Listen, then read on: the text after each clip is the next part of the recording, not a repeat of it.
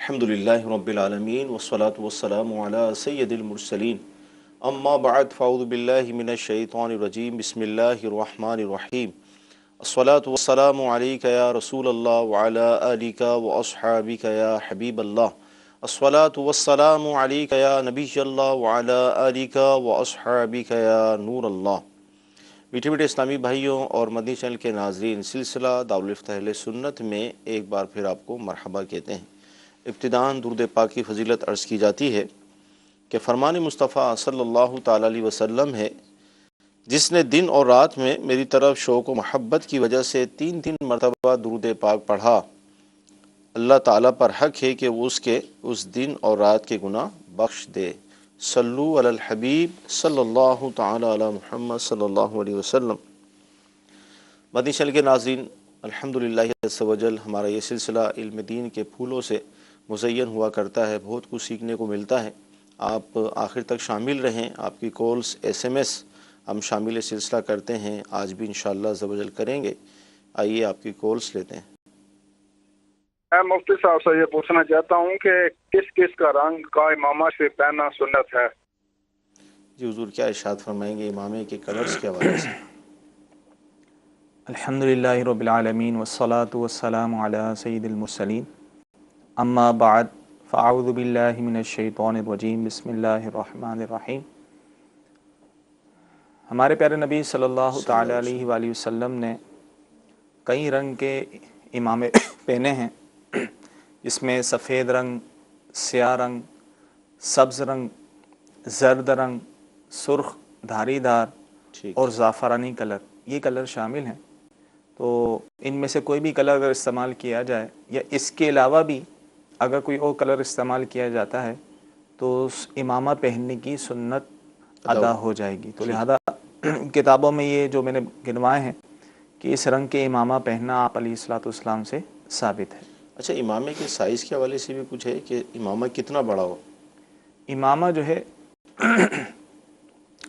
7 نہیں ہونا چاہیے، یعنی 3.5 گز سے چھوٹا نہ ہو اور جو ہے 6 گز سے زیادہ نہ ہو۔ ٹھیک ہے۔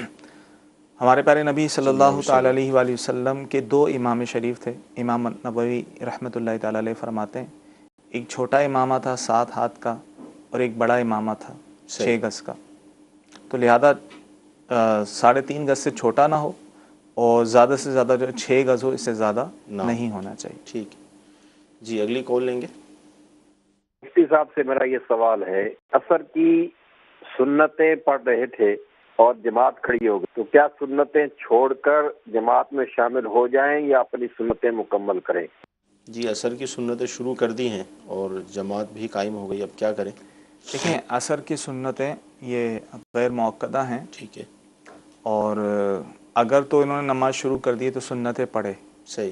اس میں یہ ہے کیونکہ فقہ کرام نے فرمایا ہے کہ اگر کوئی 4 رکعت نفل پڑھتا ہے صحیح، تو سنت غیر موقدہ بھی نفل کے حکم میں ہی ہے، صحیح، تو در حقیقت وہ 2 رکعت پڑھنے والا ہے۔ صحیح، اگر وہ 2 رکعت پڑھ کر سلام پھیر دیتا ہے تو یہ بھی جائز ہے۔ صحیح، تو لہذا اگر انہوں نے 2 رکعت سے کم پڑھی تھی تو 2 رکعت پوری کر کے جو ہے وہ سلام پھیر دیں اور جو ہے وہ جماعت میں شامل ہو جائیں۔ یہ غیر موقدہ کا ہے۔ لیکن جو سنت موقدہ ہیں، جیسے کہ ظہر کی 4 سنت موقدہ ہیں، اب انہوں نے شروع کر دی اور جماعت کھڑی ہو گئی تو 4 رکعت پوری کر کر ہی جماعت میں شامل ہوگا۔ ٹھیک ہے جی، اگلی کال لیں گے۔ مفتی صاحب سے میرا یہ سوال عرض ہے کہ یوم الشک جو ہے وہ 29 شعبان کو کہا جاتا ہے، تو کیا اسی طرح 29 رمضان کو بھی یوم شک کہا جاتا ہے؟ جی، کیا فرمائیں گے یوم شک کے حوالے سے؟ دیکھیں، یوم شک جو ہوتا ہے یعنی 30 شعبان کا روزہ رکھنا، ٹھیک ہے، تو 30 شعبان کا روزہ رکھنا اگر کوئی فقط نفل کی نیت سے ہی رکھتا ہے تو جائز ہے۔ ٹھیک ہے، اور اگر نفل کی نیت نہیں ہے، اس کے علاوہ نیت ہے، کا مطلقاً نیت کرے یا کسی واجب کی نیت کرے، تو فقہاء کرام نے اس کو مکروہ قرار دیا۔ ٹھیک ہے، اور یہ مکروہ اس کے لیے ہے کہ جو پہلے سے روزے نہ رکھ رہا ہو۔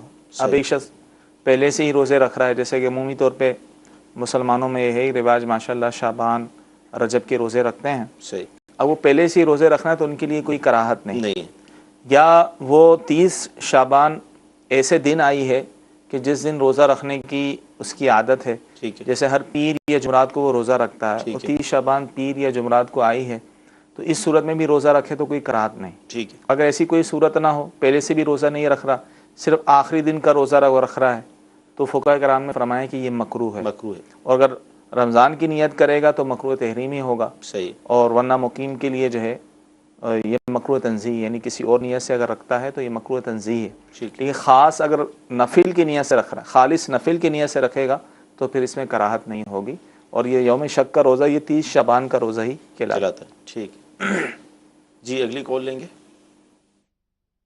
پہلا سوال یہ ہے کہ صبح کے وقت جب اشراق کا وقت شروع ہو جاتا ہے، چونکہ چاشت نماز کا بھی وہی وقت ہے، تو پہلے اشراق کے نفل پڑھ کے پھر ساتھ ہی چاشت کے نفل پڑھے جا سکتے ہیں؟ جی جو دیکھیں اشراق و چاشت کا ہے، وقت جو ہے وہ دونوں کا شروع ہو جاتا ہے، صحیح، یعنی سورج نکلنے کے 20 منٹ بعد اشراق اور چاشت کے نوافل ایک ساتھ بھی پڑھ سکتے ہیں۔ البتہ بہتر یہ ہے کہ سورج کوئی مزید بلند ہو جائے اور پھر جو ہے وہ چاشت کی نفل پڑھی جائے، زیادہ بہتر ہے، لیکن اگر کوئی ساتھ پڑھنا چاہے تو اس میں بھی حرج نہیں، اچھا اس کی ترتیب الٹ کر دی جائے تو اس میں حرج تو نہیں اس ہے؟ میں بھی مسئلہ پہلے نہیں ہے، چاشت پڑھ لیں پھر اشراق پڑھ لیں، اس میں بھی مسئلہ نہیں۔ ٹھیک ہے۔ سلسلے میں کچھ ایس ایم ایس بھی شامل کرتے ہیں کہ اگر کسی نے 3 فرض کو غلطی سے 4 پڑھ دیا، جیسے مغرب میں 3 فرض ہیں اور کوئی 4 پڑھ دے، تو کیا نماز دوبارہ سے پڑھے؟ دیکھیں اس صورت میں اگر تو اس نے جو ہے آخری رکعت میں قاعدہ نہیں کیا، ٹھیک ہے، کیونکہ قاعدہ اخیرہ فرض ہے، اور کھڑا ہو گیا اور ایک رکعت اور پوری کر کے اس نے نماز پڑھ لی، تو یہ نماز نفل ہو جائے گی، فرض اس کے باطل ہو جائیں گے، صحیح۔ تو فرض نماز جو ہے وہ دوبارہ پڑھنی ہوگی۔ اچھا عقیقے کے حوالے سے پوچھنا چاہ رہے ہیں کہ جو عقیقہ ہے وہ کیا مرغی سے بھی کیا جا سکتا ہے؟ عقیقہ مرغی سے نہیں ہوگا، جی عقیقہ جو ہے یا تو بڑے جانور سے ہوگا، جی، جیسے گائے میں یا اونٹ میں حصہ ڈال دیا، یا جو ہے چھوٹے جانور جیسے بکری، دمبا، بھیڑ وغیرہ، تو ان سے جو ہوگا، اس میں بھی وہی شرائط ہیں جو قربانی کے جانور، یعنی جو جانور قربانی میں جو ذبح ہوتے ہیں وہی عقیقے میں ہی ذبح کیے جائیں۔ ٹھیک ہے۔ جی اگلی کال لیں گے۔ حرمت علی جا کوٹ سے سلسلہ دارالہدیٰ اہل سنت میں میرا یہ سوال ہے، جس طرح موٹر سائیکل پر لوگ آتے جاتے ہاتھ کے اشارے سے لوگوں کو سلام کرتے ہیں، کیا ایسے کرنے سے اسلام ہو جاتا ہے؟ کیا فرماتے ہیں؟ اور بعض اوقات یہ تھوڑا سا جھٹکا بھی لگتا ہے نا، آدمی قریب آ کر بھی لوگ سلام کرتے ہیں اور گاڑی ڈسپیرنس بھی ہو جاتی ہے، جی جی، تو کیا یہ موقع ہے سلام کرنے کا؟ دیکھیں ویسے تو انہوں نے سوال یہ کیا ہے کہ ہاتھ کے اشارے سے سلام ہو، ہاتھ کے اشارے سے سلام نہیں ہوتا، صحیح، اور اس طرح ہاتھ کے اشارے سے سلام نہیں کرنا چاہیے۔ ہاں اگر سلام کے الفاظ اس نے جو ہے منہ سے ادا کیے ہیں اور پھر اشارہ کر دیا تو اس میں حرج نہیں ہے۔ اور بعض اوقات ویسے سنت تو یہی ہے کہ اتنی آواز سے سلام کیا جائے کہ سامنے والا سن لے، لیکن بعض اوقات وہ دور ہوتا ہے، صحیح، اس تک آواز نہیں پہنچتی، تو اگر وہ سلام بھی کہتا ہے اور ساتھ ساتھ ہاتھ بھی کھڑا کرتا ہے تو اس میں حرج نہیں، لیکن مطلقاً اس طرح ہاتھ کے اشارے سے سلام نہیں کرنا چاہیے۔ صحیح۔ اور یہ جو موقع ہے سلام کا ہے، مطلب اب ظاہر ہے وہ ڈرائیونگ کر رہا ہے تو سلام کا جواب دینا اس کے لیے مشکل ہو جاتا ہے۔ صحیح۔ تو مدی چل کے ناظرین سلام کرنے کی بھی کچھ آداب مقرر کیے گئے ہیں کہ کس وقت سلام کرنا ہے، تو بالخصوص ڈرائیونگ کے وقت احتیاط کی جائے کہ قریب آ کر ایک دم مطلب مدینہ بھی بعض اوقات بولتے ہیں مدینہ پھر سلام کرتے ہیں، تو یوں بعض اوقات وہ ایکسیڈنٹ کا خطرہ پیدا ہو جاتا ہے، تو یہ موقع نہیں ہوتا، تو لہذا موقع محل کے لحاظ سے ہی سلام کیا جائے۔ جی اگلی کال لیں گے۔ میرا یہ سوال ہے کہ میں نے قاری صاحب سے پوچھا کہ جب ہم پڑھتے ہیں استغفار پڑھتے ہیں تو وہ استغفار ہی لکھا ہوتا ہے، کہتے ہیں قاری صاحب کہتے ہیں کہ استغفار پڑھنا چاہیے، یہ سوال ہے میرا، صحیح جواب کس طرح پڑھنا چاہیے، استغفار پڑھنا چاہیے یا استغفار پڑھنا چاہیے؟ اس کا تلفظ کیا ہے یہ ارشاد فرمائیں۔ صحیح تلفظ ہے استغفار، ٹھیک ہے، الف کے نیچے زیر ہے، استغفار، ٹھیک ہے، لیکن جب کہا جاتا ہے نا استغفار تو اس کا مطلب یہ نہیں ہوتا استغفار استغفار استغفار ٹھیک ہے، پڑھتے رہیں، بلکہ اس کو اس طرح پڑھیں گے استغفر اللہ ٹھیک ہے، استغفر اللہ استغفر اللہ، ٹھیک ہے، تو اگر اس طرح پڑھیں گے تو استغفر اللہ پڑھیں گے، صحیح، ورنہ استغفار صحیح تلفظ یہی ہے۔ ٹھیک ہے، یعنی استغفار جو ہے وہ ہم استغفار مطلب توبہ، اللہ تعالیٰ کے بارے میں توبہ کرنا ہے، توبہ طلب کریں، تو جب عربی میں کہیں گے تو اس کو اس طرح کہیں گے استغفر اللہ ٹھیک ہے۔ استغفر اللہ، یہ کثرت سے کیا ہے۔ اصل میں اس کے اندر وہ علم صرف کے حوالے سے ایک بحث ہے، اور ظاہر مدنی چینل کے ناظرین اگر ہم اس کو بھی چھیڑیں گے تو وہ آپ کی سمجھ میں شاید آئے گی نہیں۔ استغفار یہ مصدر ہے، اور استغفر جو ہے، استغفر اللہ یہ صیغہ ہے متکلم کا، جس میں وہ سامنے والا جو یعنی جو مثال کے طور میں کہوں استغفر اللہ تو مراد یہ ہوگی کہ میں اللہ تعالیٰ سے مغفرت طلب کرتا ہوں، تو اس میں ایک بحث ہے، لیکن مصدر کے لحاظ سے استغفار کہا جاتا ہے، یعنی ہم جب کسی کو کہیں گے تو یہ کہیں گے بھائی کثرت سے آپ استغفار کریں، لوگوں کو جب یہ کہا جائے گا، لیکن جب وہ کریں گے تو استغفر اللہ کا صیغہ ادا کریں گے۔ جی اگلی کال لیں گے۔ میرا یہ سوال ہے کہ جمعہ میں خطبہ سے پہلے اذان دیتے ہیں، وہ مسجد کے اندر ہوتی ہے، وہ کس حد تک جائز ہے یا نہیں ہے؟ اذانوں کے حوالے سے مسجد کے اندر اذانیں جو ہوتی انہوں ہیں نے خطبہ کے اذان کے حوالے سے پوچھا ہے، امام کے سامنے کھڑے ہو کر جب کرتے ہیں ممبر۔ دیکھیں یہاں دو چیزیں، خطبے کی اذان کا سنت تو یہ ہے کہ امام کے سامنے ہو، یعنی سیدھ میں ہو، صحیح، اور دوسری چیز یہ ہے کہ مسجد میں کے اندر اذان نہیں ہونی چاہیے، ٹھیک ہے، کہ فقہ کرام نے اس کو مکروہ قرار دیا ہے، چاہے خطبے کی اذان ہو یا خطبے کے علاوہ کوئی بھی اذان ہو، اس کو مسجد کے اندر نہ دیا جائے۔ صحیح۔ اب اس سنت پر عمل کیسے ہو کہ بھئی خطیب کے سامنے بھی ہونا چاہیے، صحیح ہے، تو بعض مساجد میں تو جگہ ہوتی ہیں خطیب کے سامنے دروازہ ہوتا ہے، فنائے مسجد میں یا مسجد کے باہر کھڑا ہوا جا سکتا ہے، اور بعض مساجد میں ایسی صورتحال نہیں ہوتی، صحیح ہے، تو لہذا جہاں ایسی صورتحال نہیں ہے، خطیب کے سامنے کی کھڑے ہونے کی سنت پر عمل نہیں ہو سکتا، تو ایسی صورت میں پھر مسجد سے باہر ہی کسی اور جگہ فنائے مسجد میں ہی اذان دی جائے، کیونکہ آپ علیہ الصلوۃ والسلام کے دور مبارک میں بھی جب خطبے کی اذان ہوتی تھی وہ بھی مسجد سے باہر ہوتی تھی، یعنی سامنے سیدھ میں جو ہے وہ دروازہ ہوتا تھا، دروازے پر اذان دی جاتی تھی، یعنی مسجد سے باہر ہی اذان دی جاتی تھی، تو لہذا مسجد کے اندر جو ہے وہ اذان نہیں دینی چاہیے۔ صحیح۔ اچھا، یہ ایس ایم ایس جو ہمیں موصول ہو رہے ہیں اس میں ایک یہ ہے کہ کیا ان چیزوں سے وضو ٹوٹ جاتا ہے؟ گانا سننا، ٹی وی دیکھنا یا جسم سے خون نکالنا؟ دیکھیں گانا سننا یا ٹی وی دیکھنے سے وضو ٹوٹتا تو نہیں ہے، ٹھیک ہے، لیکن دوبارہ کر لینا بہتر ہے۔ اور اب جسم سے خون نکالا ہے، اب یہ دیکھا جائے گا کہ کتنا خون ہے، ٹھیک ہے، اگر اتنا خون نکالا یا نکلا کہ جو بہنے کے قابل تھا، ٹھیک ہے، ٹھیک ہے، تو ایسی صورت میں تو وضو ٹوٹ جائے گا، صحیح، اور اگر وہ بہنے کے قابل نہیں تھا تو وضو نہیں ٹوٹے گا۔ صحیح۔ جی اگلی کال لیں گے۔ میرا مفتی صاحب کی بارگاہ میں سوال عرض ہے، میں بیمار تھا، میں نے منت مانی تھی بیماری سے شفا پانے کی صورت میں رقم کی صورت میں صدقہ کروں گا، الحمدللہ اب شفا پا چکا ہوں، منت مانتے وقت میں صاحب نصاب نہیں تھا، اب ممکنہ صاحب نصاب ہونے کی صورت میں زکوٰۃ کی ادائیگی کی نیت بھی کر سکتا ہوں، اس طرح رقم ادا کرنے سے کیا منت کے ساتھ ساتھ زکوٰۃ بھی ادا ہو جائے گی؟ جی کیا فرماتے ہیں؟ دیکھیں انہوں نے جو صدقہ و خیرات کرنے کی منت مانی تھی کہ میں صحیح ہو جاؤں گا تو میں صدقہ و خیرات کروں گا، زبان سے مانگی، تو ایسی صورت میں جو ہے ان پر واجب ہے کہ وہ الگ سے صدقہ و خیرات کریں۔ ایسا نہیں ہو سکتا ہے کہ ایک تو ان پر زکوٰۃ فرض ہے، اب یہ چاہ رہے ہیں کہ میں زکوٰۃ کی رقم بھی ادا کر دوں، میری زکوٰۃ بھی ادا ہو جائے، اور اسی میں جو ہے منت کی بھی نیت کر لوں، میری منت بھی ادا ہو جائے، ایسا نہیں ہوگا۔ زکوٰۃ اپنے طور پر فرض ہے، ادا کی جائے گی، اور جو انہوں نے منت جتنی رقم صدقہ و خیرات کرنے کی ہے، جس چیز کی صدقہ و خیرات کرنے کی منت مانی ہے وہ انہیں الگ سے کرنی ہوگی۔ ٹھیک، جی اگلی کال لیں گے۔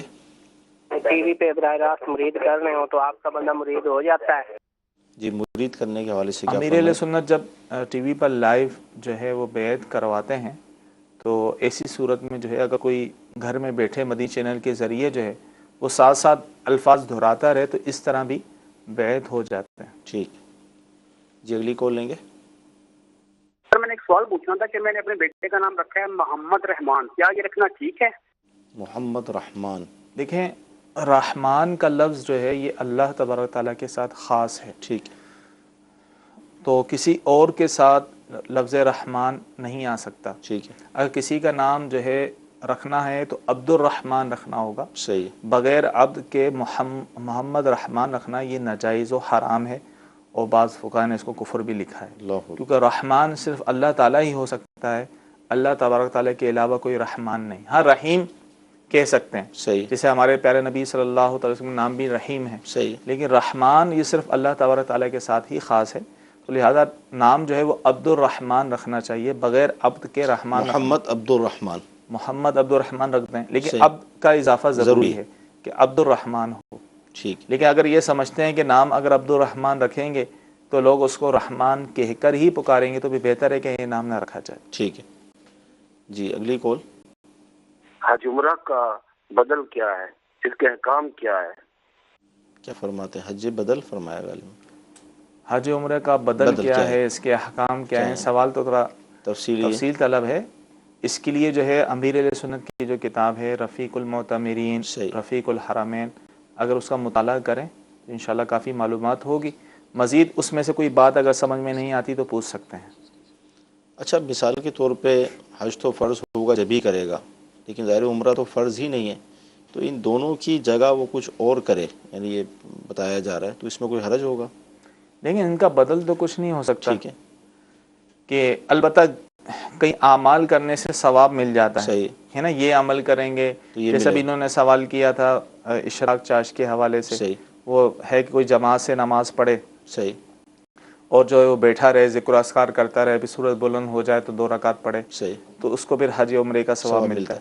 تو اس طرح ثواب کے اعتبار سے تو ہے، لیکن اس کا کوئی بدل نہیں ہو سکتا. اب کسی پر حج بالفرض ہو گیا ہے، صحیح وہ چاہتا ہے کہ اس کی جگہ جو ہے میں خوب صدقہ و خیرات کر دوں، اتنی رقم سے کسی غریب کی مدد کر دوں، کسی غریب کی بیٹی کی شادی کروا دوں، تو اس طرح اس کا فریضہ ادا نہیں ہوگا. جیسے والدین کی زیارت ہے، اس پر حج کی جو بشارت دی گئی وہ ہے ثواب، دیگر اعمال کے اعتبار سے ثواب کے اعتبار سے تو ہے ہی، لیکن وہ حج کا بدل لیکن نہیں. وہ حج کا بدل نہیں کہلائے گا. کسی پر حج فرض ہو چکا تو اسے حج ہی کرنا ہوگا. ٹھیک ہے جی. اگلی کال. میرے ابو فوت ہوئے 15 دن ہو چکے ہیں، ان کے لیے میں کون سی دعا پڑھوں ان کی بخشش کے لیے؟ تعالیٰ ان کی مغفرت فرمائے. بخشش کی کون سی دعا کریں؟ اللہ تعالیٰ مغفرت فرمائے بے حساب. دیکھیں، اول تو یہ ہے کہ ان کے لیے کثرت سے دعائے مغفرت کریں. صحیح. ہر نماز کے بعد ان کے لیے دعائے مغفرت کریں کہ یا باری تعالیٰ میرے والد صاحب کی مغفرت فرما. اور اس کے علاوہ جو بھی وہ نیک اعمال کریں، صحیح ہے، چاہے وہ فرض نماز پڑھ رہے ہوں، نفل نماز پڑھ رہے ہوں، یا تسبیحات پڑھ رہے ہوں، درود شریف پڑھ رہے ہوں، تو دل میں نیت کریں اور یہ کہیں کہ اس کا ثواب میرے والد صاحب کو پہنچے. صحیح. تو ہر عمل کا ثواب ان کو پہنچاتے رہیں تو انشاءاللہ تعالیٰ اس طرح ان کی روح کو تسکین ہوگی اور مغفرت کا انشاءاللہ ذریعہ بنے گا. اور ساتھ آپ کو یہ بھی مدی مشورہ پیش کریں گے کہ آپ ان کے اصال ثواب کے لیے ثواب جاریہ کا کوئی کام اگر کر سکتے ہیں، اللہ نے آپ کو نوازا ہے، مثال کے طور پہ مسجد بنوا دیں ان کے اصال ثواب کے لیے، جامعۃ المدینہ بنوا دیں، مدرسۃ المدینہ بنوا دیں، عالم کا خرچہ، حافظ کا خرچہ یہ آپ اپنے ذمے لے لیں. تو اس طرح کے بہت سارے کام الحمدللہ دعوت اسلامی کے تحت چل رہے ہیں.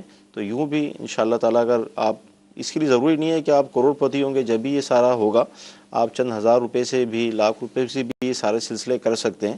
تو یوں اصال ثواب یعنی ثواب جاریہ کہ کوئی کام آپ ان کے لیے شروع کر دیں اور نیت یہ کر لیں کہ اس کا ثواب ان کو پہنچے، تو انشاءاللہ یہ بھی ان کی بخشش کا، مغفرت کا سبب بنے گا. جی. اگلی کال. ہم نے ایک دکاندار سے ادھار پہ چیز لیا تھا، وہ دکاندار پتہ نہیں کہاں چلا گیا ہے، مل نہیں رہا، وہ پیسے ہم مسجد میں دے سکتے ہیں؟ جی. کیا فرماتے ہیں؟ دیکھیں، اب جس سے ادھار پہ لیا تھا ظاہر ہے اس کو ہی دینا ہوگا پیسے. وہ نہ ملے ہیں تو ان کے ورثاء کو دیں، ٹھیک ہے. اور پھر بھی اگر کوئی صورت نہیں بنتی تو ایسی صورت میں اس کی طرف سے جو ہے وہ صدقہ و خیرات کر سکتے ہیں، مسجد میں بھی دے سکتے ہیں. صحیح. لیکن کل کو اگر وہ آ جاتا ہے، اس کا پتہ چل جاتا ہے، تو اس کو وہ پیسے دینے ہی ہوں گے. ٹھیک ہے. اچھا، SMS اسلامی بہنوں کے حوالے سے بھی ہمیں کافی موصول ہوتے ہیں. سوال یہ پوچھنا چاہ رہی ہیں کہ جوائنٹ فیملی میں پردہ کیسے کیا جائے؟ دیکھیں، پردہ تو ممکن ہے جوائنٹ فیملی میں بھی، کہ جو اعضاء چھپانا ضروری ہیں، ٹھیک ہے، تو ان کو تو چھپایا ہی جائے گا. صحیح. اب رہا مسئلہ عمومی طور پہ ہوتا ہے چہرے کا. صحیح. بعض جگہ دیکھا ہے کہ چہرے پر نقاب کیے ہوئے بھی معاملہ چل رہا ہوتا ہے، لیکن اگر بالفرض اس میں حرج ہو اور کوئی فتنے کا اندیشہ نہ ہو تو گھر کے اندر جو ہے وہ چہرہ کھولنے کی اجازت ہے. ٹھیک ہے. اچھا، اسی طرح اسلامی بہنوں کے چہروں پہ جو بال آ جاتے ہیں تو اس کو صاف کرنے کے حوالے سے شرعاً کوئی جائز ہے، اس میں کوئی حرج نہیں ہے. چہرے کے بال صاف کر سکتی ہیں. ٹھیک. جی. اگلی کال لیں گے. میرا دارالفتہ اہل سنت میں یہ سوال ہے کہ اگر ہاتھوں پر ایلفی یا پھر کسی بھی طور کی پین یا پینسل کی لکیر لگی ہو تو کیا وضو اور غسل ہو جاتا ہے؟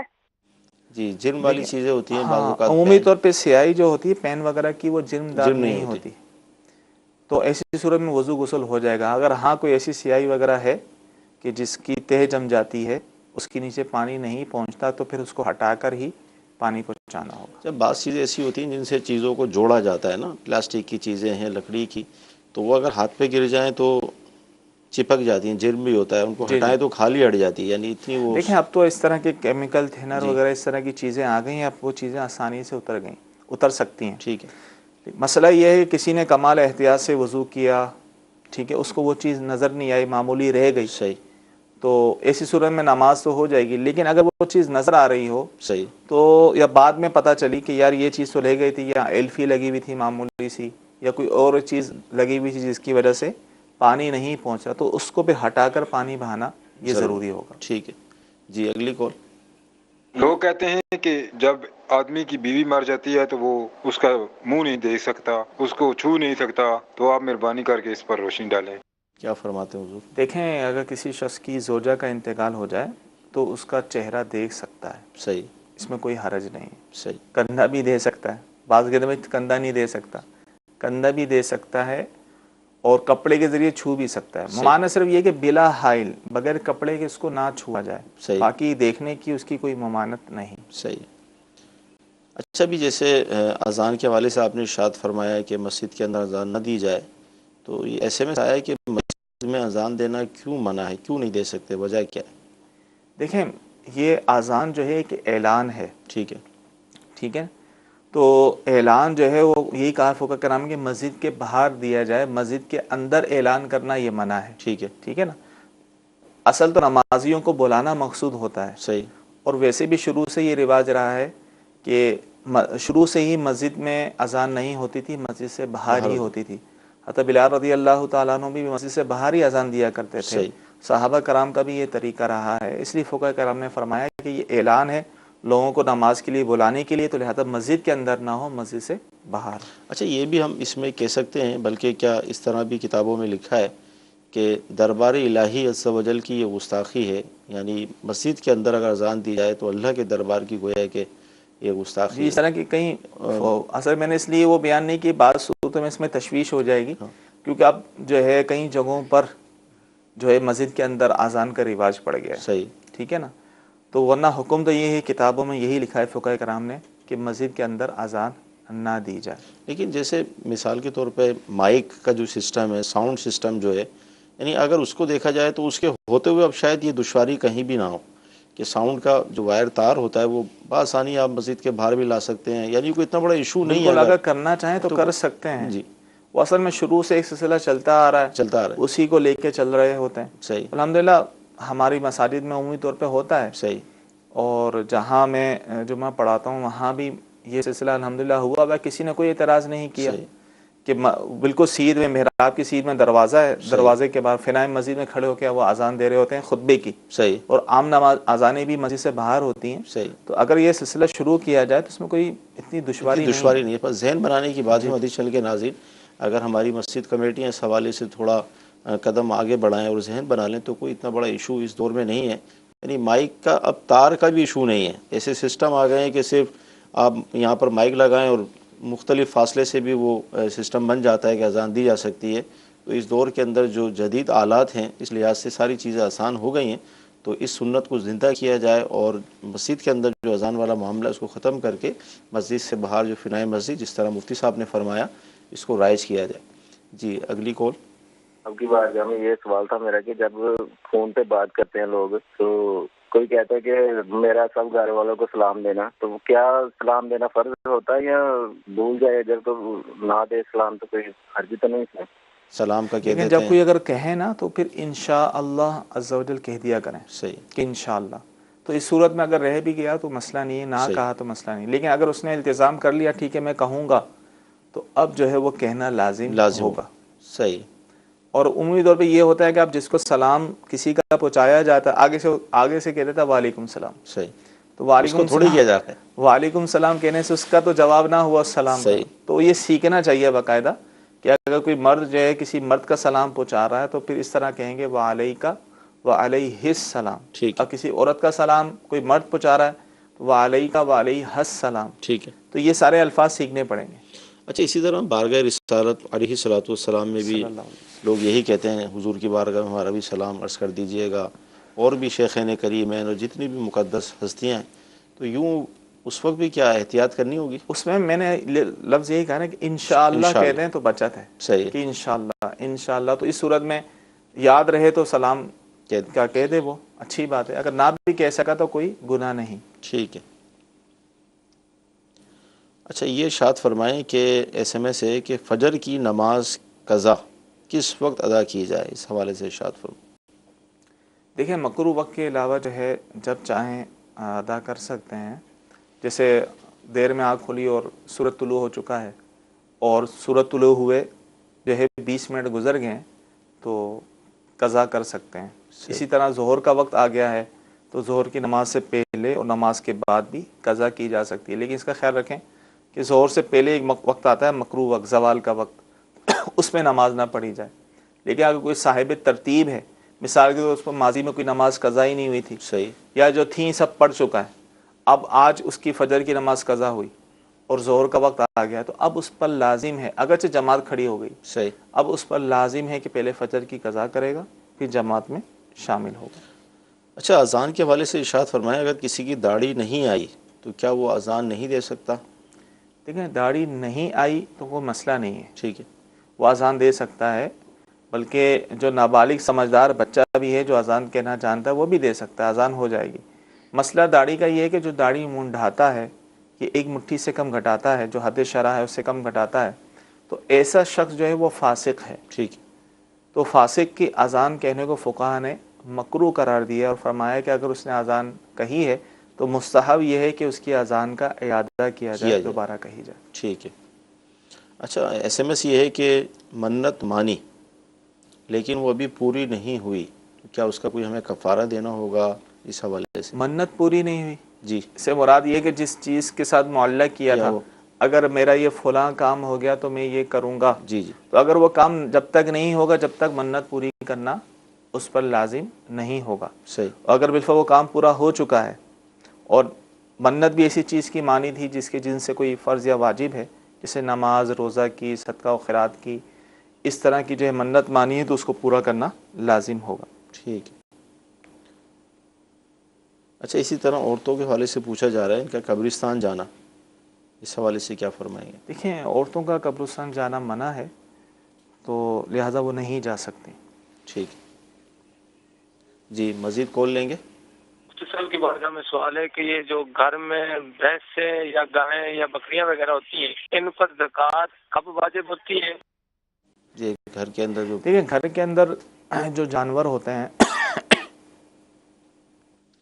کسی نے بھینس پالی ہوئی ہے وہ اس سے دودھ وغیرہ حاصل کرنا مقصود ہوتا ہے، تو ایسی صورت میں ان پر زکوٰۃ نہیں ہوتی. دو صورتوں میں جانور پہ زکوٰۃ ہوگی. ایک تو یہ کہ جانور اس نیت سے خریدے ہوں کہ اس کو بیچیں گے، صحیح، یعنی مال تجارت جس کو کہتے ہیں، تو پھر تو اس جانور پر زکوٰۃ ہوئی جبکہ نصاب کے برابر ہو. اور اگر جو ہے بیچنے کے لیے تو نہیں خریدے، صحیح، مقصود ان سے جو ہے وہ بچے حاصل کرنا ہو، ٹھیک ہے، تو اس صورت میں بھی یہ ہے کہ سال کے اکثر حصے میں وہ جانور چرتے ہوں، صحیح، اور ان سے مقصود دودھ یا بچے حاصل کرنا ہو، اور اس میں بھی ایک تعداد ہے کہ 30 گائیں ہوں، 40 بکریاں ہوں، تو پھر جا کر جو ہے وہ زکوٰۃ ہوتی ہے. صحیح. عمومی طور پہ جو ہے وہ چرنے والے کم ہی ہوتے ہیں، گھر میں چارہ لا کر عمومی طور پہ دیا جاتا ہے. صحیح. تو ایسی صورت میں ان جانوروں پر جو ہے زکوٰۃ نہیں. پھر ایک ہی صورت بچتی ہے کہ اگر جانور خریدا اس نیت سے تھا کہ میں اس کو بیچوں گا تو پھر زکوٰۃ ہوگی، ورنہ نہیں ہوگی. ٹھیک ہے جی، اگلی کال. میں یہ مسئلہ پوچھنا چاہتا ہوں، اگر کسی کی داڑھی بھری ہوئی نہ ہو، سائڈوں سے چھوٹی ہو اور جو تھوڑی کے نیچے سے پوری مٹھ بھر ہو، تو مٹھ سے زیادہ جو ہوگی وہ کاٹ سکتا ہے اس داڑھی کو، اگر سائڈوں سے پوری نہ بھی ہو پھر بھی؟ اس بارے میں رہنمائی فرما دیجیے. جی ہاں بالکل کاٹ سکتا ہے. یہ کہہ رہے ہیں، یہ چاہ رہے ہیں کہ سائڈوں سے داڑھی ایک مٹھ نہیں ہے، لیکن بعض لوگ کیا ہوتی ہے یہاں سے بڑھ جاتی، یہاں سے ایک مٹھ سے جو ہے وہ جو زیادہ ہے تو اس کو کاٹ سکتے ہیں. صحیح. یعنی ایک مٹھ سے زیادہ کاٹنے کے لیے ضروری نہیں کہ ہر طرف سے جو ہے ایک مٹھی ہو. صحیح. جہاں سے بھی مٹھی ہو گئی تو اس سے زیادہ جو ہے بال کاٹ سکتے ہیں. ٹھیک ہے جی، اگلی کال. حضور فرض کی چوتھی اور تیسری رکعت میں اگر بندہ سورہ فاتحہ کے بعد سورت میں لا لے تو کیا نماز ہو جائے گی؟ جی یہ بھی ایک یہ اکثر پوچھا جاتا ہے سوال. دیکھیں فرضوں کی تیسری اور چوتھی رکعت میں الحمد شریف کے ساتھ سورت کا ملانا واجب نہیں ہوتا، لیکن اگر کوئی ملا بھی لے تو کوئی حرج نہیں، بلکہ فقہاء کرام نے تو اس کو افضل قرار دیا. مستحب ہے کہ وہ ملا لے، جو عام منفرد کیا علیحدہ پڑھ رہا ہو، جو علیحدہ پڑھ رہا ہو منفرد، جی تو اس کے لیے مستحب یہ ہے کہ ملا لے، لیکن ملانا واجب نہیں. صحیح. اچھا ایس ایم ایس یہ ہے کہ اگر جو لڑکیاں ہیں بچیاں ہیں ان کے سر کے بال جو ہے وہ کاٹنا، اس حوالے سے کیا فرمائیں گے؟ گناہ تو نہیں ہے؟ دیکھیں بہت چھوٹی بچیاں ہیں جی اور حاجت ہے تو ان کے بال کاٹنے میں حرج نہیں. اگر قریب البلوغ ہو چکی ہیں، بالغ ہو چکی ہیں، پھر تو جو ہے ان کے سر کے بال نہیں کاٹے جائیں گے، بلکہ جو بالغ ہو گئی ہیں تو کندھوں سے نیچے نیچے تک تو بال کاٹنے کی اجازت ہے، یعنی پورے سر کے بال کندھوں سے نیچے نیچے ہوں. صحیح. تو نیچے سے اگر کاٹنے کی حاجت بعض اوقات ہوتی ہے، بال نہیں بڑھتے، نوکیں وغیرہ کاٹ دیتی ہیں، تو اس میں حرج نہیں. لیکن جس طرح بالوں کی کٹنگ کروائی جاتی ہے کہ آگے سے چھوٹے پیچھے سے بڑے ہوتے ہیں، تو یہ کروانا جائز نہیں ہے عورتوں کے لیے. جی اگلی کال. سوال یہ ہے کہ جو ہاتھ کی لکیریں دیکھتے ہیں اس کے متعلق جو دکھاتے ہیں اس کے متعلق کچھ معلومات دیجیے. جی ہاتھ کی لکیریں، اول تو یہ ہے کہ جو نجومی ہوتے ہیں ان کو ہاتھ کی لکیریں دکھانا جائز نہیں ہے. صحیح. ٹھیک ہے. اور اس پر جو وہ بتاتے بھی ہیں تو اس پر یقین رکھنا بھی جائز نہیں، تو لہذا ہاتھ کی لکیریں دکھانا بھی جائز نہیں. ٹھیک. جی اگلی کال. میں شاہد الطاری لاہور سے بات کر رہا ہوں. ہماری دکان ہے، ہم دکان پہ نا سپارے سیل کرتے ہیں. بغیر وضو سے سپارہ پکڑا سکتے ہیں کسی گاہک کو؟ رہنمائی فرما دیں. جی کیا فرماتے ہیں؟ دیکھیں اگر اس طرح کے قرآن پاک کے سپارے ہوتے ہیں جس میں قرآن پاک ہی فقط ہوتا ہے تو اس کو بھی بغیر وضو نہیں چھو سکتے. صحیح. تو لہذا اس صورت میں کسی اگر وضو وغیرہ نہیں ہوتا تو کپڑا ایک ساتھ رکھ لیں. صحیح. اس کپڑے کے ذریعے سے اس کو پکڑ لیا کریں. صحیح. اور لوگوں کو جو سامنے والا لے رہا ہے اس کا بھی وضو ہونا ضروری ہے، اس کو بتا دیا کریں تاکہ وہ بھی کپڑے کا اہتمام کرے، یا باوضو ہو تو پھر اس کو چھوئے. صحیح. جی اگلی کال. الطاف اتاری ہند سے عرض کر رہا ہوں. مفتی صاحب کی بارگاہ میں میرا سوال یہ کہ سویم کا جو کھانا بنایا جاتا ہے اس کے کھانے کا کیا حکم ہے، اور اگر کوئی دعوت نیاز کی یا اصالہ ثواب کی نیت سے کرے تو کیا اس کو کھا سکتے، اور اس میں جو مہمان کو کھانا کیسا، اور مہمان کی کوئی دوری اور قریبی کا کچھ تصور ہے اس میں؟ جی دیکھیں سوئم تک کا کھانا، کیونکہ یہ 3 دن ایام میت کہلاتے ہیں میت کے، تو اس میں فقہاء کرام نے یہی بیان فرمایا کہ سوئم تک کا کھانا جو ہے یہ اغنیا نہیں کھا سکتے، یعنی جو غنی ہیں صاحب حیثیت ہیں تو ان کا کھانا جائز نہیں. ہاں اگر ایسا ہے کہ بہت دور دراز سے مہمان آئے ہیں، جیسے دیگر شہروں سے آ رہے ہوتے ہیں، تو ایسی صورت میں ان کے کھانے میں حرج نہیں. باقی جو قرب و جوار اسی شہر میں رہتے ہیں تو وہ، اور ان میں خاص کر جو غنی ہیں تو ان کا کھانا جائز نہیں. تو یہ کھانا جو ہے فقراء و مساکین کو ہی کھانا چاہیے. اس طرح جو ہے دعوت کر کے نہیں کھلانا چاہیے. یہ سوئم تک کے کھانے کا مسئلہ ہے. سوئم کے بعد کا جو کھانا ہے 10واں 20واں 40واں، تو اس میں بھی بہتر یہ ہے کہ وہ اغنیا نہ کھائیں، لیکن کھا لیں تو گناہ نہیں. صحیح. اچھا عشاء کی نماز نہیں پڑھی اور میں ایسے میں یہ ہے کہ سو گئی، پھر آنکھ نہیں کھلی، تو کیا میری نماز قضا ہو گئی؟ ظاہر ہے اگر جو ہے عشاء کا وقت ہی زیادہ رہا، کیونکہ عشاء کا جو وقت ہے وہ فجر تک ہے، تو اگر وہ فجر کا وقت شروع ہو چکا تھا یعنی عشاء کا وقت چلا گیا تو اس صورت میں نماز قضا ہو جائے گی. صحیح. اچھا اگر مرد و عورت شادی کے بعد خوش نہ ہوں تو کیا طلاق دے سکتے ہیں؟ دیکھیں طلاق دینے کی کوئی شرعی وجہ ہونا چاہیے. اسی طرح عورت جو مطالبہ کرے گی وہ بھی کوئی شرعی وجہ ہو. صحیح.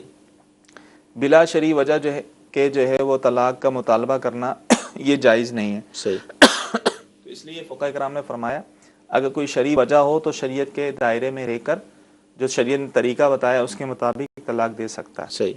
لیکن طلاق حتی الامکان کوشش یہی کرے کہ طلاق نہ دے، کیونکہ شریعت جو ہے نباہ کو پسند کرتی ہے. صحیح.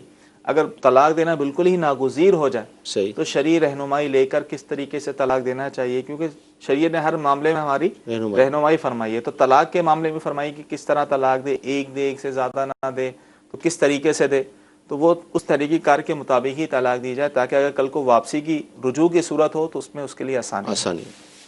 جی اگلی کال لیں گے.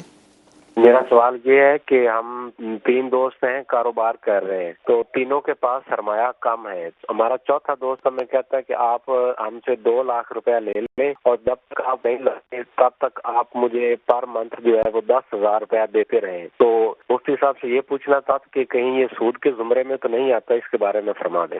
کیا فرمائیں؟ بالکل یہ سود کے زمرے میں آتا ہے. صحیح کہ وہ 2 لاکھ روپے اس کو دے رہا ہو، کہہ رہا ہے منتھلی تم مجھے 10,000 دیتے رہنا، تو یہ شرعی طور پہ جائز نہیں ہے.